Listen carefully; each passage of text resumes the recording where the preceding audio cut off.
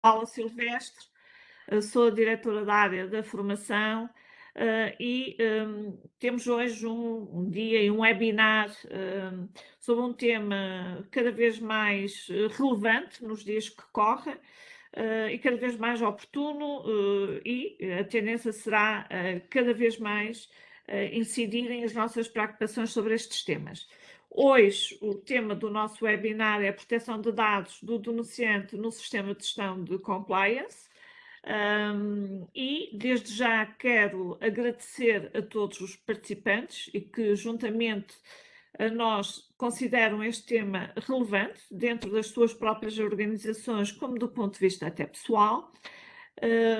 Reiterar todo o nosso agradecimento à entidade parceira, aqui a doutora Elsa Veloso, tem formação de base em Direito com várias especializações e é CEO da DPO Consulting, que é a empresa que, através da parceria que nós formalizamos já há longos anos de trabalho, e por isso é que já temos mais de 500 participantes e formados e qualificados nestas áreas do RGPD e não só. Portanto, felicitar pelo excelente trabalho que tem vindo a desenvolver connosco e assim como também na moderação destes webinars, porque não é o primeiro, já fizemos outros e vamos continuar a fazer mais webinars sobre estes temas. Quero também, em nome da IP, agradecer os oradores de hoje do nosso webinar e que depois a doutora Elsa fará o favor de os apresentar com maior detalhe. Reitero mais uma vez em nome da IP o nosso agradecimento pela vossa participação, já vamos em 161. De facto, são temas de extrema importância e de grande sensibilização, não só porque implicam coimas, caso não sejam observadas, mas de facto, nos dias que correm, do que temos ouvido e do que conhecemos dentro de cada uma das organizações, há de facto aqui um longo caminho a percorrer sobre estas temáticas e o nosso objetivo e a nossa missão como associação empresarial é de facto informar e qualificar para que as organizações observem as regras e não sejam objeto de coimas, porque de facto são extremamente penalizadoras e face à fragilidade da nossa economia, do ponto de vista económico e financeiro, há que evitar todas estas situações e, portanto, para isso temos que partilhar, disseminar conhecimento e também qualificar as pessoas neste mesmo conhecimento. Eu passaria de imediato a palavra à doutora Elsa, contudo permitiam-me, e eu tenho vindo sempre a acompanhar na totalidade estes webinars, mas hoje não vou poder estar até ao fim, porque me convocaram agora mesmo para uma reunião. Estou certa, pelo que conheço, da nossa entidade parceira, que vai ser um sucesso, que vai ser extremamente profícuo e que vamos nos encontrar novamente em breve num outro webinar, e está connosco a minha colega, a doutora Ivone, que depois, no fim, fará o encerramento deste webinar. Portanto, desejo que seja profícuo e que seja útil, acima de tudo, para cada um dos participantes. O nosso muito obrigada. Doutora Elsa, faça favor, por favor. Obrigada, Dr. Paula Silvestre. É um gosto estar aqui consigo novamente. Percebemos perfeitamente que tenha tido aqui uma situação de urgência. Aliás, o país e o mundo está em urgências. Portanto, É verdade. muito obrigada pela sua abertura. Enquanto estiver connosco, muito obrigada por nos acompanhar, mas certamente a doutora Ivone fará um excelente encerramento. Queria agradecer a todos a vossa participação. Temos mais 384 inscritos. Neste momento já entraram 182. As pessoas normalmente chegam um bocadinho mais tarde, mas 182 participantes é absolutamente notável. Agradecemos muito a adesão a estes webinars. Este é o 5º webinar a realizar nos DPO Privacy Labs. E este ciclo de webinars está inserido na nossa proposta de divulgação dos cursos que vamos fazendo.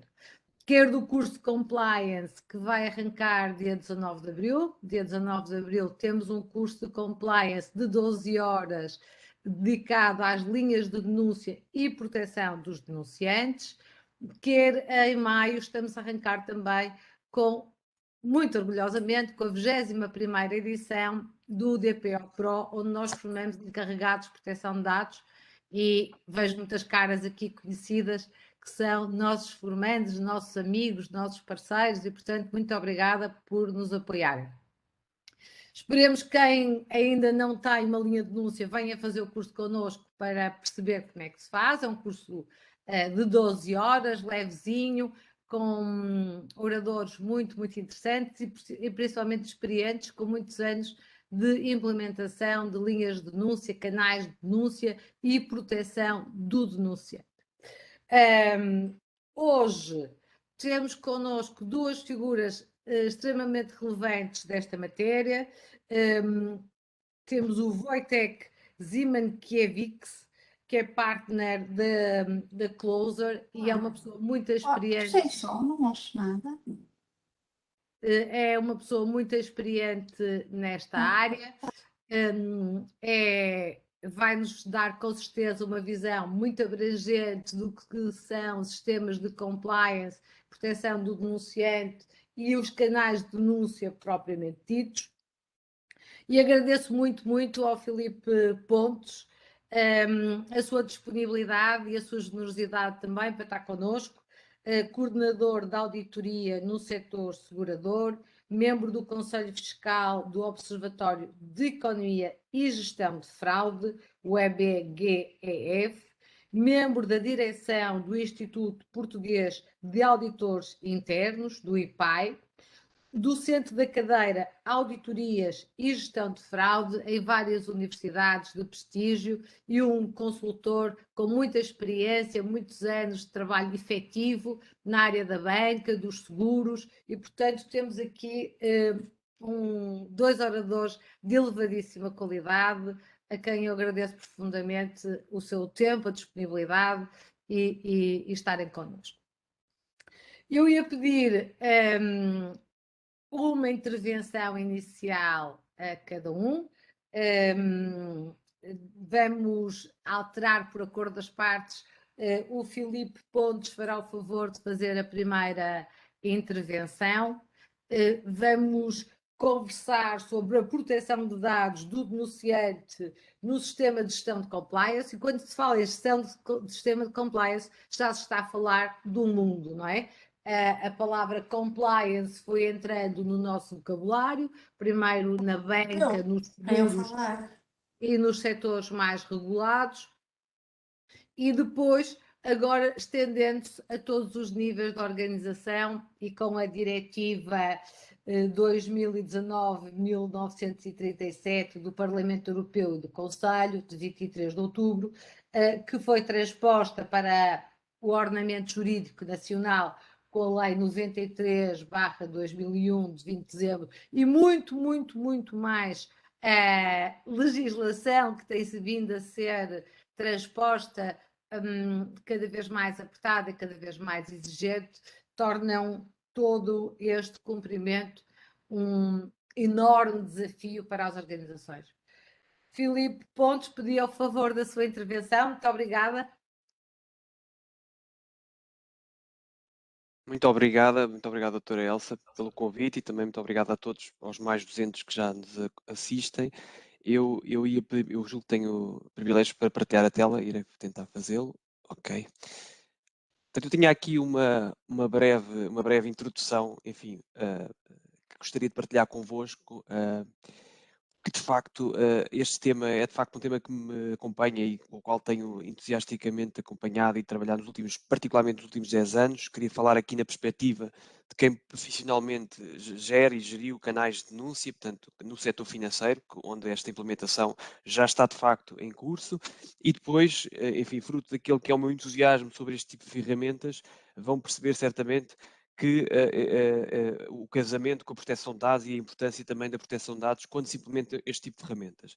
E, de facto, a primeira coisa que eu vos queria deixar aqui de partilhar convosco é que, de facto, este tipo de políticas de canais de gestão de compliance, que agora a diretiva promulgada em dezembro passado torna obrigatória a partir de junho próximo, é de facto um tipo de canais que já existiam, enfim, ou como boas práticas em alguns países, fruto das suas culturas, fruto das suas práticas, ou por obrigatoriedade em alguns setores, como o setor bancário, como o setor segurador.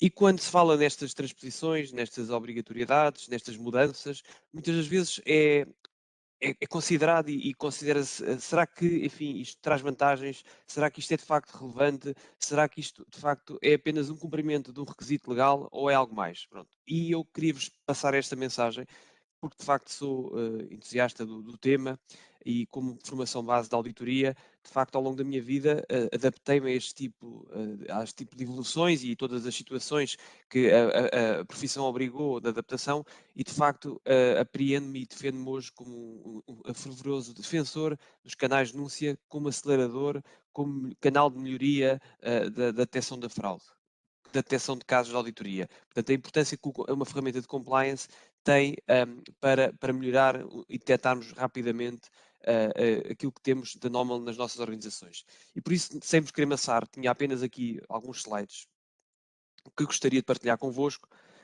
que basicamente não têm dados meus, têm dados de uma organização que é a CFE, que é a Organização Mundial que certifica os especialistas em certificados em fraude, que podem de facto ter propriedade sobre estes temas de fraude e de compliance, que de facto dão-nos aqui alguns dados que também nos permitem entender, antes de entrarmos no tema do porquê da obrigatoriedade, do porquê de ter, das vantagens do ter. E julgo que isto é que é fundamental, é percebermos as vantagens dos ter. E uma das coisas que esta organização tem, isto são tudo dados de 2020, que vos estou a apresentar o relatório da CFE, é a pergunta porquê é que existe fraude nas organizações. Isto é com base nas respostas que as organizações membros da CFE disponibilizaram. A informação é que a maior parte delas, lá para ali se diria, alguns de nós, 32% diz que a maior parte da fraude existe precisamente pela falta de controles internos das organizações. Em primeiro lugar, 32%. E outros 18% pela diferença e pelo desvio pela ultrapassagem dos controles internos. E mais 18% por falta da revisão, por parte da gestão, por falta de controlos da gestão. Portanto, estamos a falar em quase 70%, para já não falar dos outros indicadores marginais, que dizem porque é que existe falha e falta, porque é que existe fraude nas organizações. E se calhar estas respostas não são propriamente óbvias, ou poderão ser para alguns de nós, mas como podem ver é residual a existência de falta de auditores, a existência de política de prevenção da fraude ou outro tipo de situações. O fundamental é que as organizações que têm fraude não têm controlos. É porque não têm, e isto é impactante naquilo que estruturalmente vos vou dizer a seguir. Obviamente que as organizações identificam em cada situação de não compliance, situações de fraude, que há uma falha nos controlos. Muitas das vezes, eu diria, resume-se em dois estilos. Ou existe o controle e ele está mal aplicado e não é efetivo, ou não existe, ou existe o controle em desenho escrito, mas na prática ele não é efetivo. E não é efetivo, portanto não responde àquilo que se pretende. E, portanto, de uma forma ou de outra, estas denúncias e as situações que são postas em cima da mesa por via destas implementação deste tipo de políticas dão-nos uma visão muito importante sobre o que é que está de mal na nossa organização. Portanto, é raríssimo, eu diria que nunca me recordo de uma situação em que uma participação de uma denúncia de fraude comprovada a seguir ou investigada não dê origem a uma recomendação de revisão de um controle interno. Ou porque ele não é efetivo, ou porque ele de facto não existe, ou porque não temos nenhum controle para aquela situação nova, porque estamos num mundo também em constante mutação e cria muitos desafios às organizações de mudança. E, portanto, esta é a primeira informação que eu vos queria dar. Uma segunda informação, também da mesma fonte, tem a ver com a importância e o peso das denúncias no total das denúncias que chegam à organização. Metade das situações que são investigadas, detectadas como fraude, quase metade, cerca de 50%, 49% pelo gráfico, tem origem na denúncia. Filipe, peço desculpa. Nós estamos a ver o seu PowerPoint, mas só estamos a ver a capa. Não Muito bem, tem passou toda a slides à frente. Desculpe. Certo, certo. Não tem pedido Obrigada. desculpa. Eu peço desculpa a todos. Estava na página enganada, entusiasmado Obrigada. com o tema. Sim, Então aqui sim, sim, sim. passando aqui um pouco atrás, portanto, tem aqui o gráfico circular onde podem ver os principais motivos da origem da fraude. 32% de falhas no controle interno, controles existentes ultrapassados, portanto quase metade ou por falta ou por ultrapassagem de controles, e depois, num segundo nível, a falta da revisão da gestão e alguma pobreza de gestão, de cuidado, de controle interno dentro da própria organização de topo. E, portanto, isto são os principais motivos de existir fraude. O segundo que eu estava agora, de facto, a mostrar-vos é que, segundo os dados da CFE, isto quase em crescimento nos últimos 10 anos de report que foram apresentados, de 41% em 2010 compara com 49% em 2020, metade do peso das denúncias, portanto, aquilo que se considera uma denúncia, uma indicação que é dada como uma denúncia, corresponde a quase por cento, vem pelo canal da denúncia. Ou seja, quando se pensa que é por modelos sofisticadíssimos, por modelos de detecção de inteligência artificial, com ferramentas de informática, esqueçam. Isso pode ser o futuro, mas não é certamente o presente e também não é o passado. E o que nos dizem os números é que a existência destes canais, efetivamente, de denúncia, quando existam, do ponto de vista de uma boa prática, até hoje, na maior parte das organizações, obrigatoriamente, por exemplo, no setor financeiro, ele é de facto impressionante nos resultados que atinge. Portanto, se nós não quisermos saber de problemas da organização, se não quisermos ouvir falar das falhas do nosso controle interno, então realmente não precisamos ter canais de denúncia. Mas se quisermos efetivamente conhecer as nossas organizações, de facto, temos aqui de facto uma oportunidade fantástica. Mais um número que eu vos queria mostrar. E são só 7 slides de números, não vos quero amassar com slides. 43% das situações que são detectadas vêm por denúncia, porque o facto de virem 50 nas cabeças de alguns, 50% nas cabeças de muitos dos que me escutam, poderá passar a ideia, ok, são denúncias, mas depois não se comprova nada, é dizer mal de órgãos dirigentes, é fazer, enfim, uma utilização indevida dos canais. Não. Os números também dizem que a eficácia é bastante significativa. No total do que é detectado, 43% vem também por este canal.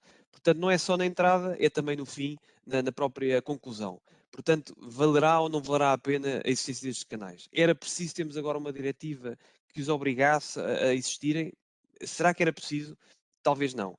Os números de quem já os tem, que já os implementa, são per si números suficientemente robustos para nos levar a concluir que isto é sempre e será sempre uma boa prática. Daí, por exemplo, respondendo a uma pergunta que me têm feito algumas vezes, enfim, aqui aquelas organizações que têm menos de 50 empregados e e no caso, por exemplo, da administração local, que tem menos de 10 mil munícipes, devem ou não devem aplicar? Sim, devem. É uma boa prática, deve ser implementada por todos.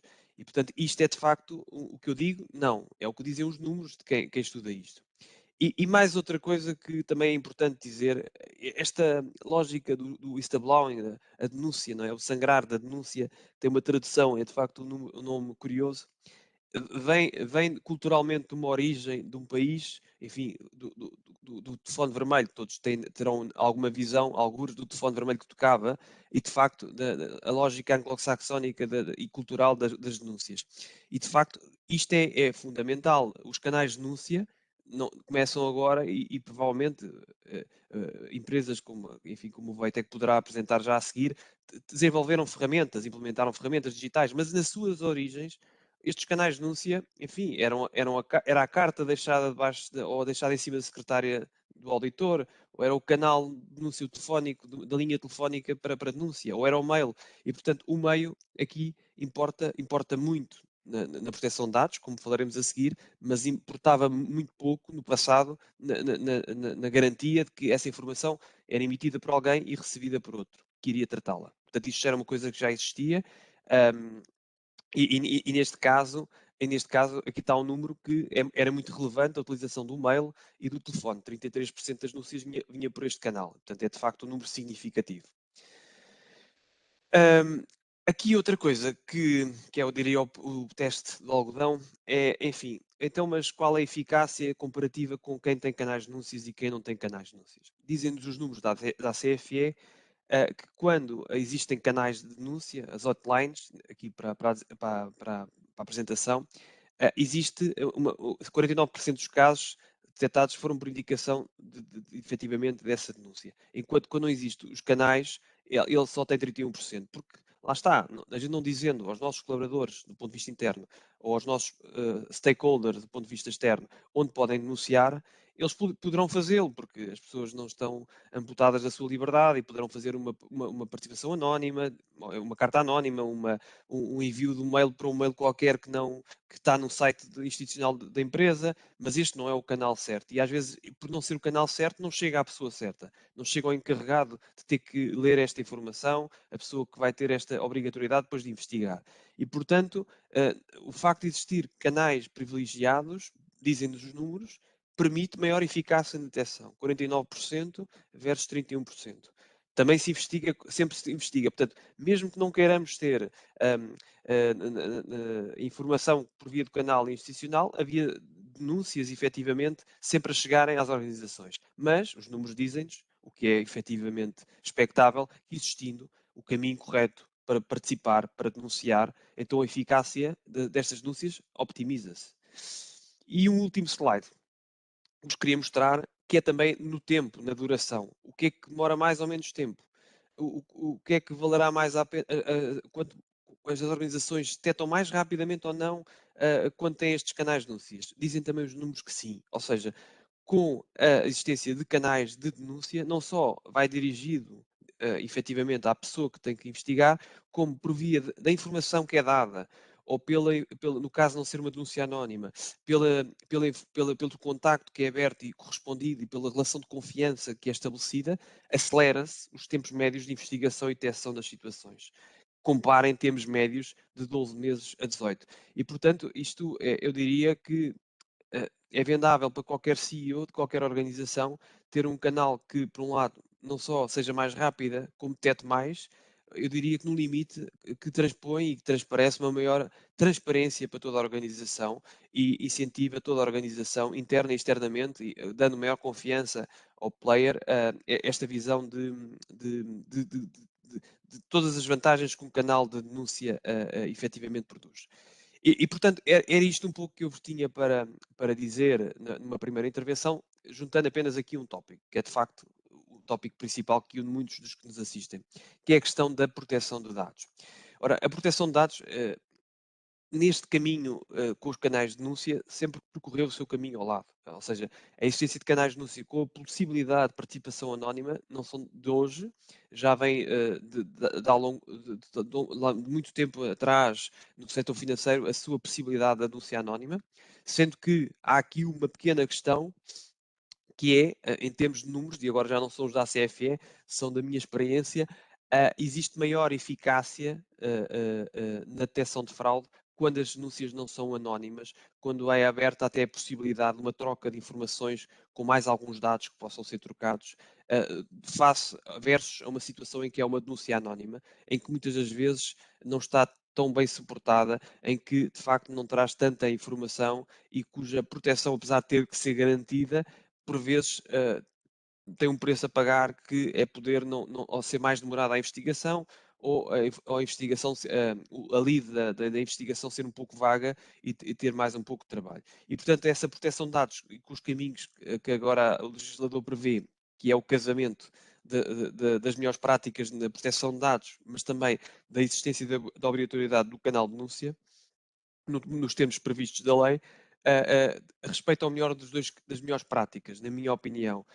As melhores práticas de proteção de dados, ou seja, o respeito do direito à privacidade do próprio denunciante e de todas as condições também de proteção que depois a lei lhe confere na perspectiva a posteriori da sua participação da denúncia, mas também as melhores práticas de segurança de informação e que hoje também devemos ter o tema dos ciberataques, está nas agendas de todos nós, em termos de ferramenta que serve de correspondência, de gestão, de recepção e de armazenamento de toda a investigação e da denúncia dos canais de denúncia. E, portanto, eu julgo que aqui, enfim, de uma forma muito sumária, era esta a minha primeira intervenção e partilha que eu queria fazer sobre o tema, enfim, no fundo também para aguçar aqui um bocadinho o tema e o tópico, da forma que me parece mais evidente partilhar. Muito obrigado. Obrigada a nós. Filipe Pontes, brilhante, muito bem. Realmente estes números são impressionantes. Com estes números nós temos já a vontade de instalar um canal de denúncia, se bem que esta figura do denunciante ainda é algo que no nosso pensamento E como diz o Wojtek, a quem vou passar a palavra, mesmo nas histórias infantis e mesmo nos contos, o denunciante não é a pessoa mais querida da história, não é? Nós queremos sempre preservar algum imaginário e naquele imaginário onde fomos criados, porque não somos anglo-saxónicos, a figura do denunciante não é assim tão fantástico, mas na verdade as denúncias têm resultados práticos incríveis para as organizações, diminuindo a fraude, diminuindo os riscos e melhorando a capacidade competitiva das empresas e também diminuindo riscos reputacionais. Mas antes de muitos mais comentários, pedia ao Wojtek o favor de intervir. Wojtek. Então, agora sim, boa tarde a todos, não é? Para quem ainda não almoçou, bom dia. Para quem já se rege pela... Para quem se rege pela hora, então, boa tarde. Eu, antes de mais, queria só saudar a todos que estão aqui presentes, que são muitos participantes, e obrigado, Felipe, e obrigado, Elsa, por esta intervenção.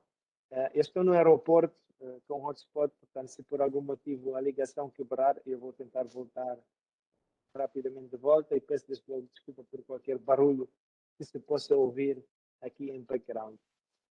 Nós é que agradecemos porque sabemos que está a fazer um esforço enorme de viajar e fazer a conferência ao mesmo tempo. Muito obrigada, Wojtek, muito obrigada. De nada. Assim, eu tenho aqui, posso tomar várias direções para a minha intervenção aqui, se calhar pego primeiro na palavra da Elsa, da palavra denunciante, e dou um enquadramento, enfim, sou representante de uma empresa que se chama Closer, portanto, vamos dizer, enfim, empresário, partner, sócio, o que quisermos, responsável por mais de 300 pessoas. E vejo isso muito que todo o tema de compliance, desde o código da ética a todos os normativos de compliance, e agora quando aparece a obrigatoriedade de instituir canais de denúncia em todas as empresas e institutos públicos, vejo isso com muito bons olhos, porque toca diretamente num valor que eu acredito que as empresas devem ter na sociedade. E um é serem eticamente profissionais e, portanto, criar um contexto onde as empresas podem operar no bem comum de toda a sociedade, e é um outro dever que é proteger os seus colaboradores. E, portanto, esta primeira obrigatoriedade de criar um canal de denúncia interno, para mim satisfaz, de facto, essas duas dimensões, que é proteger os meus, proteger os meus colaboradores, a minha família, enfim. Eu tenho essa visão de família alargada quando olho para uma empresa, e também, com isso, salvaguardar que a empresa funciona durante mais tempo, funciona melhor, e com isso é um agente ativo na sociedade muito mais valioso do que se não fosse assim. E, portanto, desta forma, acho que é uma excelente iniciativa. E há muitas leis que, quando entram na esfera das empresas, mesmo na esfera das empresas PMEs, enfim, que tipicamente, inicialmente não têm essas obrigatoriedades, normalmente pensamos sempre: lá vai mais uma obrigação, lá vem mais uma despesa, lá vem mais uma qualquer coisa que nos perturba no negócio. E em várias legislações ou várias leis, isso é assim. Nessa em particular, eu tenho uma visão exatamente ao contrário. De facto, abraço mesmo com braços abertos. Acho que é muito benéfica para o próprio negócio, porque torna nossas empresas muito mais robustas ao longo do tempo. E, portanto, essa é, se calhar, a primeira mensagem que queria passar, que, do ponto de vista do empresário, acho que é uma excelente iniciativa e obrigação a ter. Claro que há custos e enfim, há todo um conjunto de desconforto que se cria. Como é que eu vou lidar com esta nova realidade?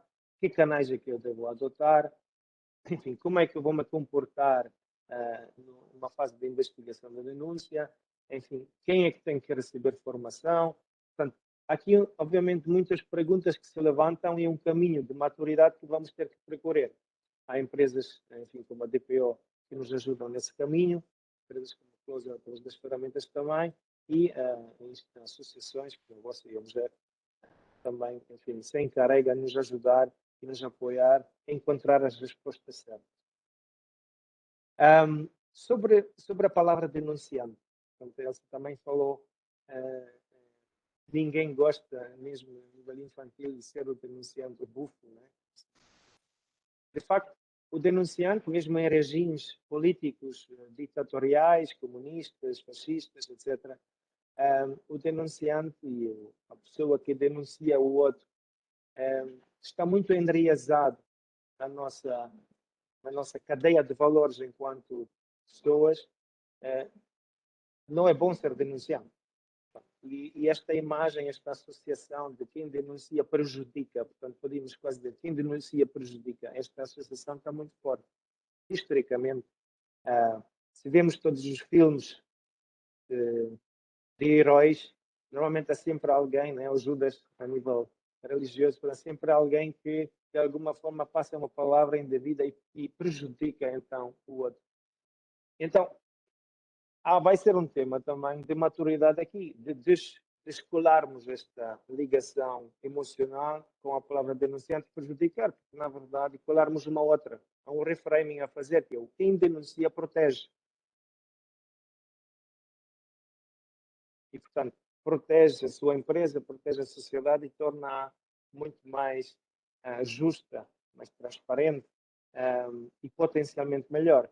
Portanto, eu acredito que, na medida que vamos ouvir falar no mídia, através desses webinars, enfim, através de todos mesmo nas nossas empresas, os departamentos dos recursos humanos, de comunicação interna, de compliance, a fazer o seu trabalho de comunicação nas empresas para aproximar o tema de compliance, da ética profissional, daquilo que é o canal de whistleblowing, canal de denúncias, canal de alerta, podemos chamar, enfim, vários nomes.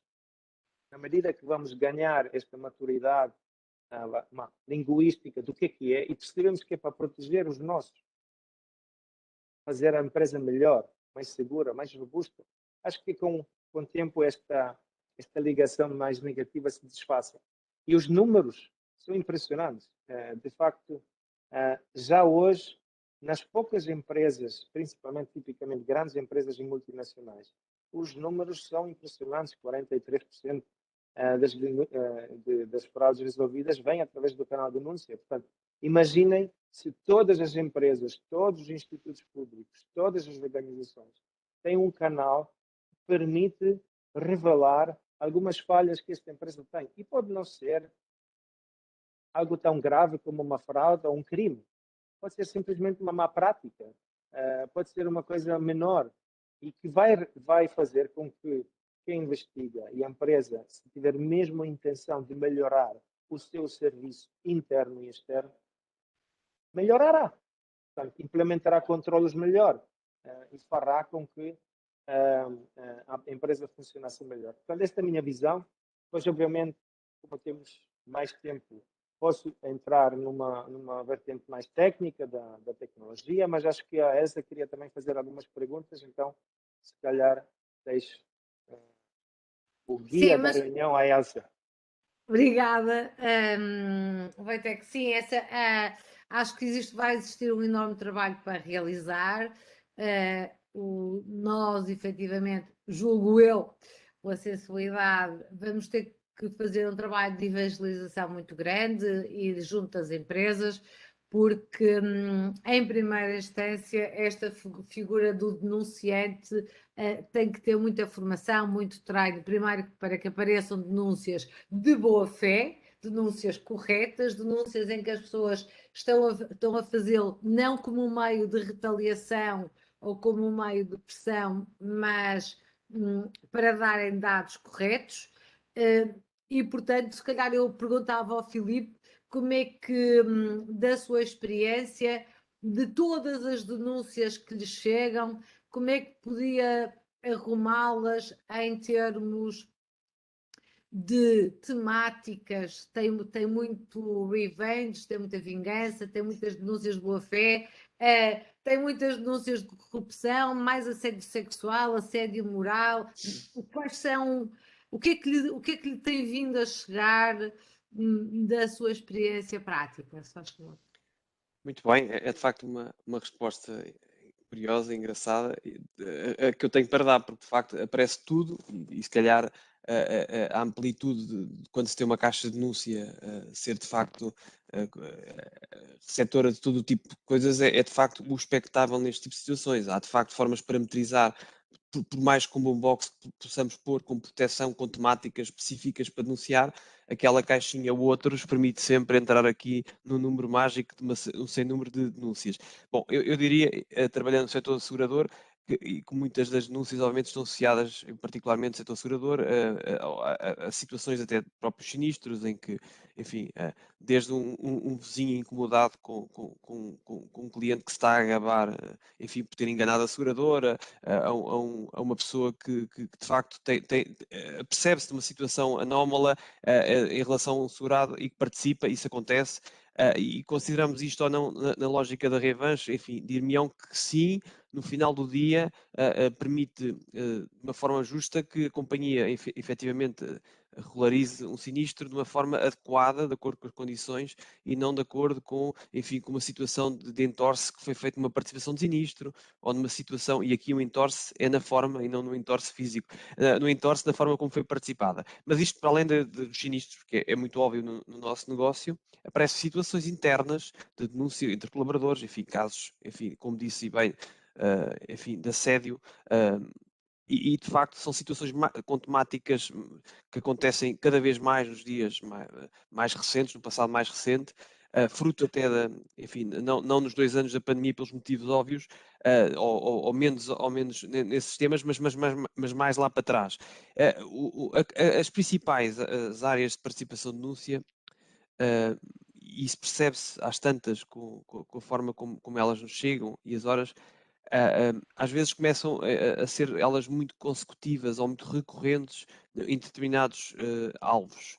E isso pode ter a ver com situações incentivadas por um conjunto de pessoas. Da mesma forma que as seguradoras são alvo de ataques por crime organizado, muitas das vezes estas denúncias também têm elas próprias uma organização por trás, em que não é apenas um simples indivíduo que resolve participar numa situação, mas um conjunto de pessoas que foram de alguma forma lesadas ou sentem-se de alguma forma lesadas, que participam. Imaginem contra um superior hierárquico, por um ano que não houve promoções ou por qualquer situação que tornou-se menos clara. Portanto, de facto também acontece este tipo de situações. Há também muitas denúncias na perspectiva reputacional sobre colaboradores do ponto de vista do seu trabalho, da forma como desempenham, às vezes por própria insatisfação, imaginem, na regularização de um sinistro. Um sinistro não corre como as pessoas recebem, como querem, vem uma carta com o nome da pessoa o gestor de sinistro que canalizou e, portanto, imagine-se quem será o denunciado, o próprio do gestor de sinistros. Provavelmente, ou a maior parte das vezes, acredita em mim, decide corretamente e porque não é o interesse do próprio, é resolvido participar contra ele. Uma das questões que nós nos apercebemos das denúncias é que, de facto, a própria forma como os nossos sites institucionais estão desenhados e a informação que têm, mas hoje em dia qualquer rede social, enfim, o LinkedIn profissional que muitos de nós utilizamos, consegue-se perceber onde é que as pessoas trabalham. E, portanto, fazer uma denúncia contra uma pessoa, o sítio onde ela trabalha, acabamos por ter uma grande percentagem dos colaboradores já com a referência à entidade patronal neste tipo de redes sociais e, portanto, acaba por ser relativamente fácil. Portanto, eu em termos de caixas, diria principalmente no meu setor ligado ao negócio, também a questões internas, profissionais e laborais, enfim, disputas laborais, e numa terceira lógica, situações que têm a ver com questões reputacionais e também os ataques de cibersegurança, porque de facto hoje em dia também já há muitos clientes que foram vítimas ao longo dos anos de algum tipo de ataques de phishing, ataques de tentativas de apropriação, enfim, ou ransomware, qualquer tipo de ataque, e utilizam, à falta de melhor ou não existindo um canal de denúncias que muitas organizações têm internamente para denunciar situações de ataques de segurança de informação, utilizam esta caixa para tudo, não é? Uma última referência para vos dizer que quando se tem uma caixa destas e depois tem-se uma obrigatoriedade também de uma caixa de reclamações, que todas as organizações, ou grande parte, têm, não é? Obviamente, no seu site. há muito uma coisa, acontece muito, na minha experiência, uma situação que é, recebemos reclamações que efetivamente são denúncias de fraude e receber denúncias de fraude que nada mais são do que participações de reclamações, de insatisfação, desagrado do serviço que foi prestado. E, portanto, há ainda aqui, de facto, uma necessidade de maturidade. E terceiro, para fazer a linha, as pessoas que reclamam nas duas caixas, a mesma coisa. Porque, de facto, há aqui eu julgo fruto, não será das políticas e do que elas dizem, mas às vezes o móvel que as pessoas têm de denunciar e de chegar ao maior número de pessoas e fazer a sua denúncia, às vezes não têm o cuidado de colocar no sítio certo, ou então na dúvida colocam em todos os sítios onde encontram. E isso depois também cria aqui alguma dificuldade em passar coisas que são reclamações para situações de denúncia de fraude e situações que são denúncias de fraude para reclamações, para elas tomarem então o seu rumo certo e serem tratadas da forma correta. E julgo que em termos genéricos é isto. Obrigada, Filipe. Eu vou ter que. O Filipe pôs aqui várias questões que são muito críticas e eu gostava que partilhasse connosco. Desenhou um sistema de compliance, tem uma linha de denúncia em que teve que ter atenção a proteção do denunciante, mas também os ciberataques. E como é que faz uma plataforma flexível, baseada na web, que em simultâneo garante que está à prova de ciberataques ou ataques maliciosos, porque os atacantes gostam de saber o nome dos denunciantes e, portanto, querem ir lá ver. Como é que foi esse desafio para a Closer? Muito bem, então olha, eu se calhar neste sentido partilho rapidamente a tela, que vai servir de apoio. Se o ecrã certo.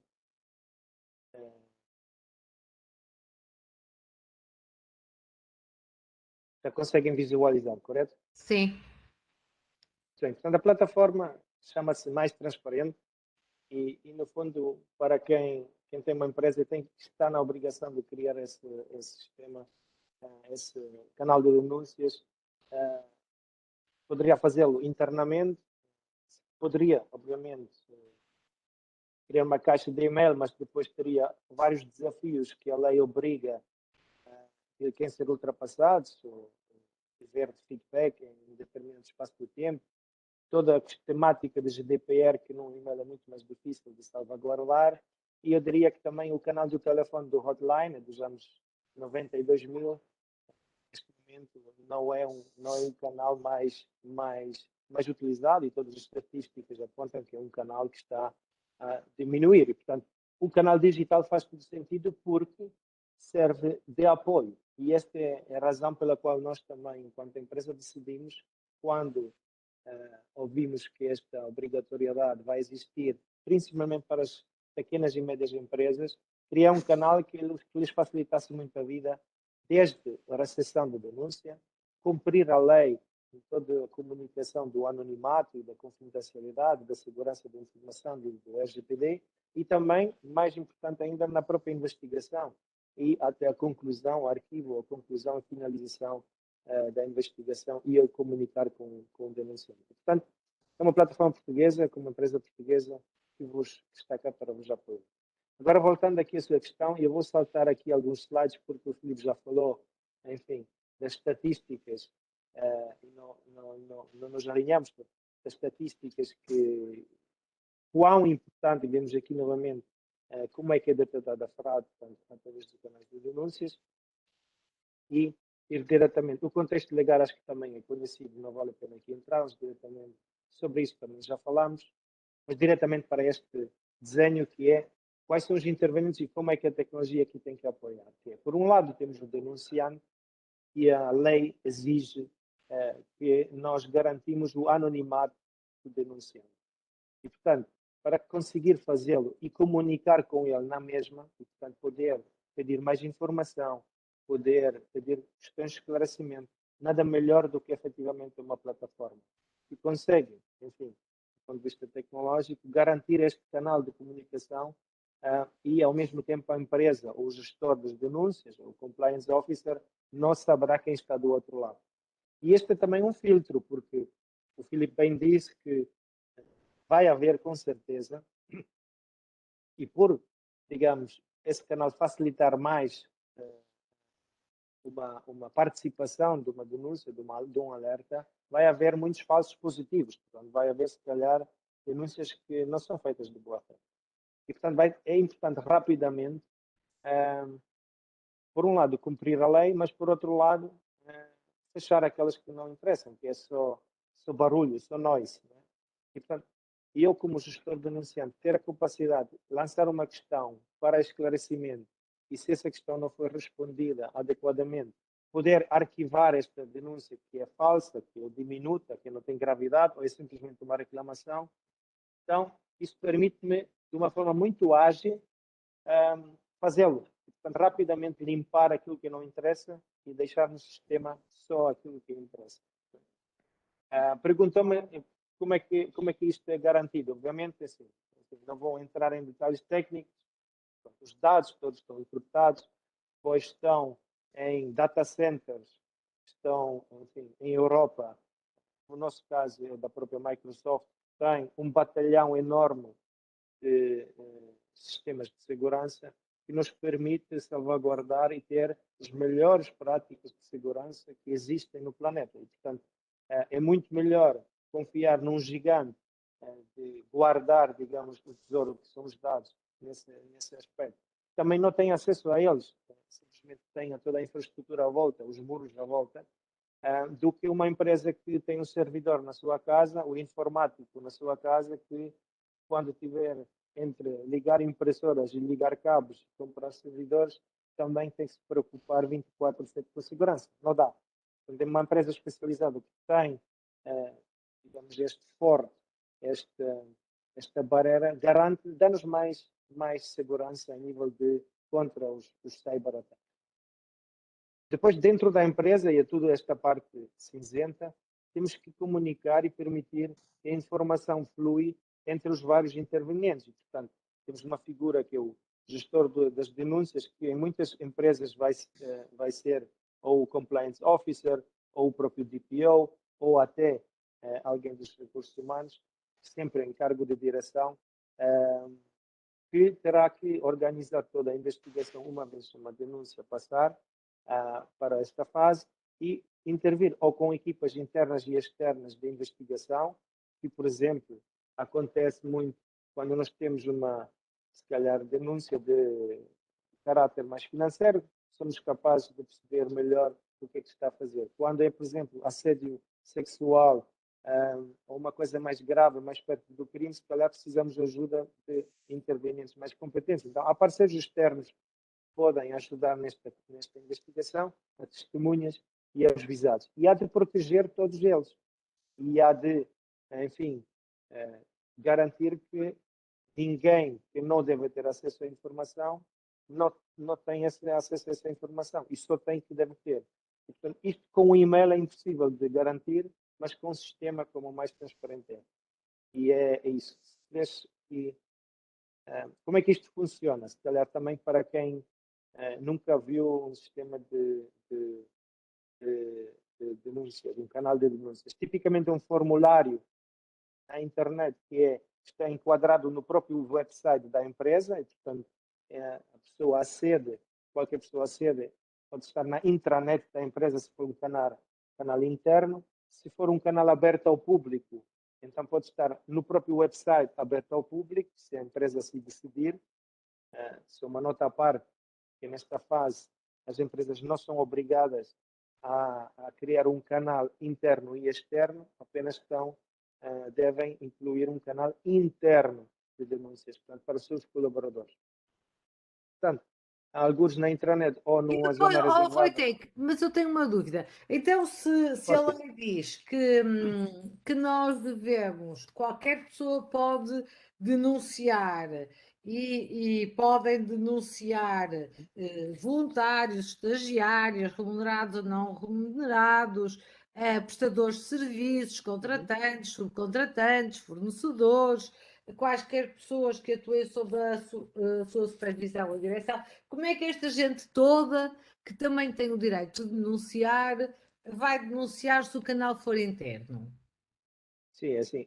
Agora temos que separar o que é que são institutos e instituições públicas versus empresas. A empresa, dentro do meu conhecimento, e Filipe se calhar pode-me também ajudar nisto, mas se for uma empresa privada, ela é, nesta fase, apenas obrigada para criar um canal interno. Um canal interno é para os seus colaboradores e, no limite, pode incluir fornecedores se eles tiverem acesso ao tal. Por exemplo, uma pessoa que é cliente dessa empresa não terá esse canal se a empresa assim o decidir. Portanto, teria outros meios para fazer uma denúncia. Esses meios poderiam ser através dos canais de denúncia que os institutos e as instituições públicas têm ao seu dispor. E, portanto, claramente poderá fazer sempre uma queixa ou algo desse género e ir através dos canais alternativos. Portanto, a obrigatoriedade para as empresas, pelo menos esse é o meu interpretação da lei, é apenas para um canal interno. Nós, enquanto empresa, posso afirmar, nós vamos imediatamente abrir para o externo, porque para mim é indiferente. Ou seja, eu quero é que a empresa melhore e, portanto, se há alguém de fora que me consegue dar esta pista para que algo não está a correr bem na empresa, eu estou igualmente contente. Quando o mais utilizado, isto é o paradoxo. Por um lado, enquanto empresa queremos não ter denúncias nunca. Mas também seria arrogante demais pensar, ou naivo, pensar que a nossa empresa é perfeita e não tem problemas. Então, é uma espécie de uma afirmação paradoxa que eu gostaria que este canal fosse muito utilizado naquilo que está certo. E cada vez menos ao longo do tempo, mas em uma fase inicial para, de facto, termos oportunidades de melhorar. E este caminho, então, é através de um formulário a pessoa, enfim, preenche os dados da sua denúncia de forma muito simples. São 10 perguntas, meia dúzia de perguntas. O que é que aconteceu, qual é o motivo, quem, como, quando, enfim, mínima informação necessária para ser seguida. E depois, e aqui a parte da cibersegurança e segurança, a pessoa cria em loco uma palavra-passe que é só dela, e ao mesmo tempo uma outra chave que é gerada aleatoriamente pelo sistema. E essas duas chaves juntas permitem depois a pessoa seguir a denúncia ao longo do tempo. E através desse canal eu consigo, sem nunca, enfim, falar com ninguém diretamente em nível pessoal, consigo comunicar e consigo trocar informações se assim for necessário. Muito bem. É uma alternativa possível, não é? Portanto, nós temos aqui uma panóplia de alternativas a canais internos, canais externos, linhas telefónicas, denúncias presenciais e, portanto, Correto. há quem queira manter o anonimato, há quem queira assumir que está a fazer uma denúncia. Portanto, temos aqui um ecossistema enorme naquilo que é o nosso desafio de montar um sistema de gestão de compliance e canais de denúncia. Este é um caminho seguro, no sentido de proteger o anonimato, mas existem naturalmente denunciantes que até querem dar a cara e querem juntar provas e querem ser ouvidos. É essa a sua experiência, Filipe? Muito bem.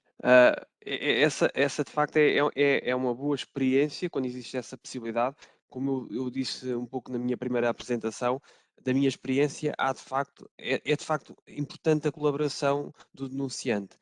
E hoje em dia, com aquilo que a lei agora prevê, há de facto uma série de proteções que são conferidas pela lei, mas existe de facto a vantagem na obtenção de maior informação, porque as denúncias escritas apenas num texto, numa síntese, de facto criam às vezes dificuldade, são muito óbvias para quem está a denunciar, mas às vezes para quem recepciona essa informação, a informação precisa aqui de alguns pontos de orientação.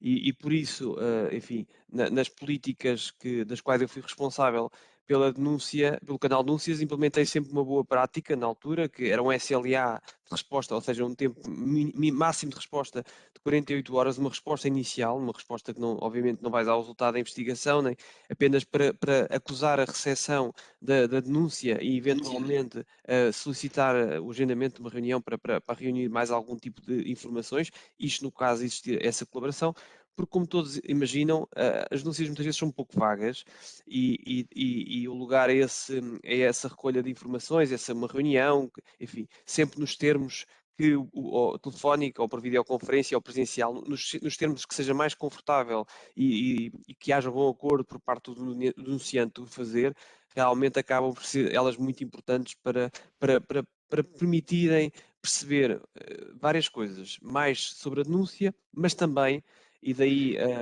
um dos skills que eu acho que desenvolvi ao longo da minha carreira, é na relação, numa reunião, numa análise de microexpressões de uma entrevista, perceber o móvel que leva as pessoas a denunciar. Às vezes, pela escrita não é perceptível se realmente há efeito realmente uma vontade de revanche, se é apenas se é de facto algo concreto. E nestas reuniões, nestas chamadas telefónicas ou numa reunião, é possível permitir mais perceber pela forma como a pessoa se expressa o motivo que a levou a denunciar e perceber se são efetivamente os motivos corretos ou não, sendo que todo o mais, é de mais evidente que o trabalho de investigação terá sempre que ser feito de acordo com o que o manual de procedimentos de cada organização institui, ou seja, não é pelo facto do julgamento da percepção daquela entrevista ser num sentido ou no outro que deixa de ser, mas é de facto útil essa possibilidade de contacto para dados adicionais, para permitir, se as situações foi uma situação, se houve recorrência, permite de facto um maior esclarecimento. Mas, como digo, nem consigo dizer se, olhando para o histórico dos anos em que fui responsável por estes canais, quase 7, se existiram mais denúncias anónimas do que de outro tipo. A verdade é que as denúncias com acompanhamento permitiram, olha, como eu disse há pouco, é mais rápido as organizações que têm canais de denúncia, para mim também é mais rápido, enquanto investigador, percepcionar melhor quando tenho de facto essa possibilidade de ter relação e de conhecimento mais aprofundado das situações. E, portanto, acelera também a investigação do responsável da investigação. Excelente, acho que temos aqui enormes desafios pela frente, todos juntos temos milhões de respostas, milhões de interpretações desta lei, várias perspectivas da lei, muita experiência prática, mas também em relação a esta lei existirá com certeza por parte de quem está a ouvir o levantamento de mais curiosidade para saber mais e mais profundamente como fazer isto tudo na prática. Temos 5 minutos para perguntas da audiência. Estamos abertos às vossas perguntas. O custa sempre é a primeira, normalmente tem os voluntários. Não sei se hoje está cá algum dos voluntários habituais. Eu não sei se me ouvem. Bom dia. Bom dia. Eu então acho que sou a voluntária para iniciar e gostava de fazer 2 perguntas. Uma tem a ver com os canais de denúncia e falaram no plural, embora eu tivesse ficado com a dúvida se esse plural era efetivo dentro de uma organização. O que é que eu quero perguntar? Esta questão dos canais de denúncia e a obrigatoriedade deles surgiu agora no contexto do regime geral da prevenção da corrupção, não é? E, portanto, o contexto natural dessa obrigatoriedade do canal é o da corrupção. No entanto, eu ouvi-vos falar de denúncia de assédio e de denúncia de outras irregularidades. E a minha pergunta é muito simples, é, da vossa experiência, deve haver um canal que agrega todas as denúncias, independentemente da sua natureza, ou, e agora tirando da questão da obrigatoriedade, porque não há uma obrigatoriedade, digamos assim, pelo menos direta, que resulta diretamente da lei, como a autoestrada, por exemplo, para um canal de denúncia de assédio, não é? E, portanto, se deve haver um canal de denúncia que agrega todas as denúncias, independentemente da sua natureza, ou se devem existir dentro de uma organização canais dedicados, ou seja, canais de denúncia segmentados consoante a natureza da denúncia. Essa era a minha primeira questão. A segunda que eu gostava também um bocadinho de vos ouvir, se fosse possível, tem a ver com a boa-fé do denunciante, ou seja, a boa-fé e o móvel, que me parecem que são coisas diferentes, porque, se eu bem entendo, a boa-fé do denunciante deverá andar ligada à verdade material ou à convicção que ele tem da verdade material dos factos supostamente ou indiciários de alguma irregularidade. Isso terá mais a ver com a boa-fé do que um móvel que tem a ver com a motivação pessoal, e o móvel pode ser no limite vil, não é? Ou até eticamente, do ponto de vista daquilo que leva a pessoa, da sua motivação pessoal, não, eticamente não muito positivo, mas ainda assim não sei se isso aduz um juízo negativo quanto à boa-fé do denunciante, se a verdade material ou a convicção da verdade material dos factos existir. Muito obrigada. Obrigada pela sua pergunta. Muito rapidamente, Filipe, se calhar. Sim, posso responder à primeira, a segunda, eu julgo o Wojtek até poderá ajudar em termos de desenho da ferramenta. Em relação à primeira, eu diria que sim, falei no plural, porque no caso do setor segurador, canal interno e canal externo, ou seja, a política desde 2008 de conduta de mercado obriga a existência dos dois canais no setor financeiro. E, portanto, eu tenho canais no sentido em que eles têm fontes diferentes de trabalho e divulgação e de trabalho só nesse sentido plural. Porque a questão que diz, de facto, da questão de mais ramos para além dos ligados ao negócio, a questão do assédio e outras questões, aí o tema é o seguinte: a transposição da diretiva, enfim, não sei se foi por pressa legislativa ou em Portugal não foi muito além dos mínimos que a diretiva inicial tinha em termos de requisitos, mas houve países que foram mais além do que aquilo que a diretiva estabelecia como mínimo. Em Portugal, enfim, embora algumas companhias do mercado que eu tenho falado fossem ou tenham já políticas mais além, de facto a diretiva não institui. Portanto, eu diria um canal em que tenha a hipótese de segmentar tanto como possível as situações das denúncias, mas eu diria que não dividir as ferramentas, até porque no limite será o próprio e um só o encarregado de as receber. Portanto, eu diria uma ferramenta, uma única só instrumento e uma só indicação. Pronto, sobre a questão da boa-fé e do móvel, eu sou um bocado pragmático. Boa-fé é o picozinho do compliance, a dizer que eu declaro de boa-fé, mas isso é apenas uma questão de compliance, ticket note, enfim, é o que é o móvel. De facto, é muito importante perceber qual é o motivo da participação. A boa-fé é um requisito legal que tem que ser de boa-fé, está lá, e tem que ser picado na caixa, não é? O Wojtek poderá. Não, sim, e na verdade, a Ana Cristina já respondeu a essa pergunta muito bem. De facto, a boa fé tem a ver com a verdade. A minha convicção daquilo que eu estou a dizer é verdade, independentemente depois de ser por vingança ou por ser para melhorar o sistema. Portanto, aí responde muito bem exatamente essa interpretação.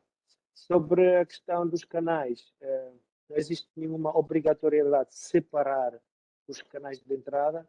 Do ponto de vista da eficiência e eficácia de tratamento e da investigação, faz todo o sentido de unificar o ponto de entrada de todas as denúncias num determinado ponto, porque torna muito mais fácil depois o tratamento e o roteamento e a orquestração de todos os sistemas. E, portanto, eu diria que fará todo o sentido. Mesmo a nível de comunicação interna na empresa, com os seus colaboradores, na sua política interna, é muito mais fácil dizer, olha, aqui uma porta, esta porta, seja ela digital ou física, ou um telefone, é onde tu podes dizer ou denunciar ou alertar sobre algumas irregularidades. E depois nós, internamente, encaminharemos para os departamentos, para as pessoas, para os parceiros corretos, para então dar o devido tratamento a essa mesma denúncia.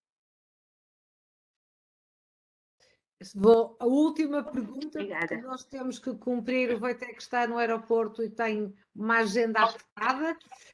E vou ter que correr, daqui a pouco já tenho que correr. Pronto, então, só uma pergunta, Altino Costa, que vai ser a última pergunta, para cumprirmos aqui o prometido com o Wojtek. porque está no aeroporto e tem mesmo que embarcar. Boa tarde a todos, muito obrigado pela oportunidade e obrigado pela oportunidade de colocar esta pergunta. Eu trabalho numa empresa que é uma multinacional, tem representação em vários países. A sede é na Alemanha e já tem uma plataforma de denúncia já há alguns anos. A minha pergunta era se, para cumprir com esta legislação aqui em Portugal, nós utilizamos esta plataforma na Alemanha, que já está disponível, se cumprimos com a legislação ou se teríamos que ter uma plataforma específica aqui para a nossa empresa cá em Portugal. Muito obrigado mais uma vez. O Wojtek está a correr para a Alemanha, fiz uma revelação de um É dado isso. pessoal e se calhar é o melhor para responder esta pergunta. Sim, sim.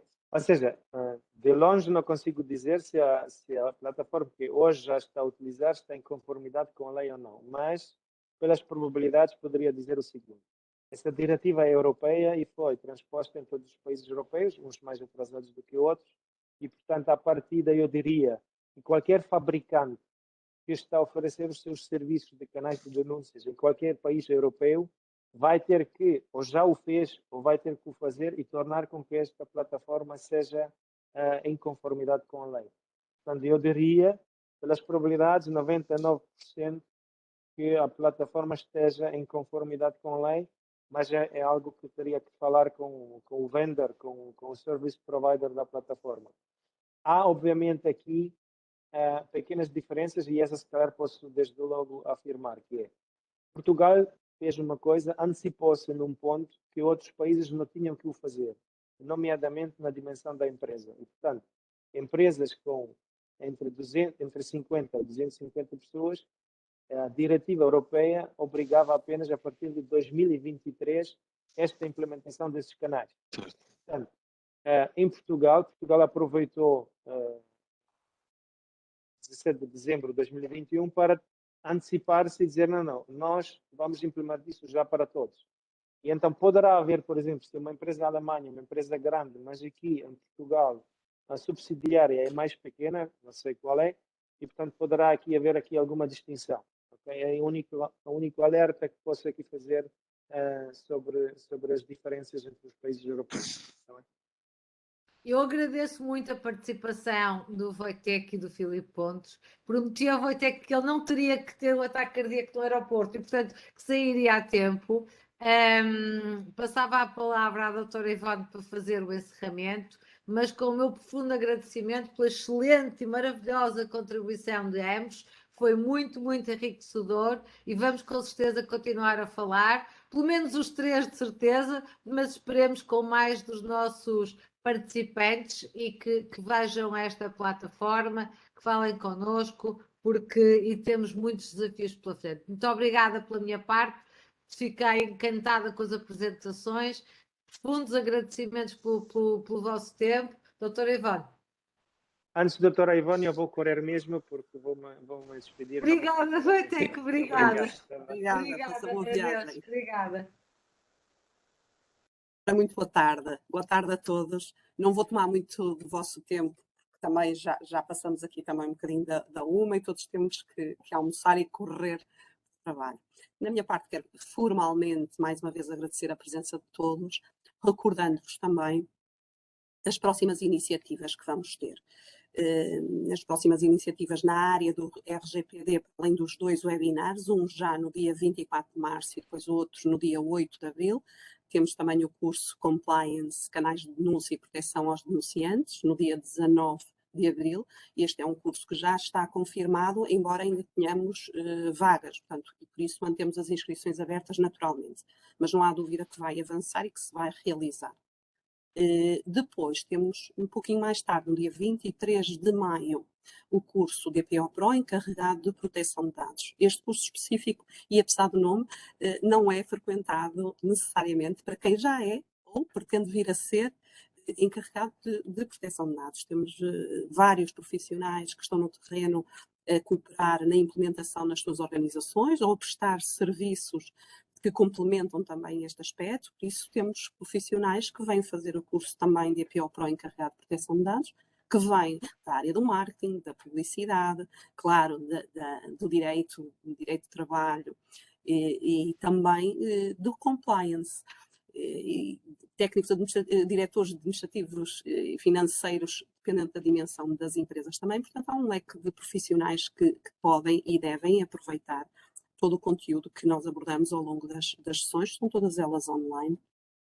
E, portanto, nesta segundo momento, portanto, a seguir a este webinar, eu vou enviar diretamente para cada um de vocês, e como vou ser eu a enviar diretamente, vocês ficam desde logo com o meu contacto direto, tanto de e-mail como do telemóvel e telefone fixo, naturalmente, e, portanto, estão à vontade para pedir o esclarecimento que acharem por bem relativamente a estas próximas iniciativas. Terei todo o gosto em esclarecer também. E aproveitarem desde logo também as campanhas que estão em curso, nomeadamente no caso do DPO Pro, que temos uma campanha significativa de 20% de desconto. Mas eu vou enviar tudo isto, só para não me alongar muito mais e não vos cansar, vou enviar tudo isto. Já partilhei há bocadinho aqui no chat também, quem quiser ir abrindo e consultando pode ir, mas independentemente disso, vou enviar então o e-mail ainda agora da parte da tarde, com estes esclarecimentos, com links diretos, para vocês também não perderem muito tempo no site à procura do que estou aqui a dizer, e vamos mantendo então o contacto. Espero rever-vos em breve. Alguns de vocês sei certamente, porque já se inscreveram, portanto vamos rever-nos. Outros aqui imenso também ex-formandos, é um sinal. Para eles um especial abraço e para todos, conto ver-vos em breve. Até breve. Com licença então, e um bom almoço e continuação de bom trabalho. Bom fim de semana, obrigada a todos. Bom fim de semana, muito obrigada. Até breve. Até breve. Fim de semana, obrigada. Obrigada, até breve. Obrigada. Obrigada. Obrigada, até breve. Obrigada. Obrigada. Obrigada. Obrigado. Muito obrigado. Um bom fim de semana. Pode ser Bom que fim de agradeça. semana. Bem. Obrigada.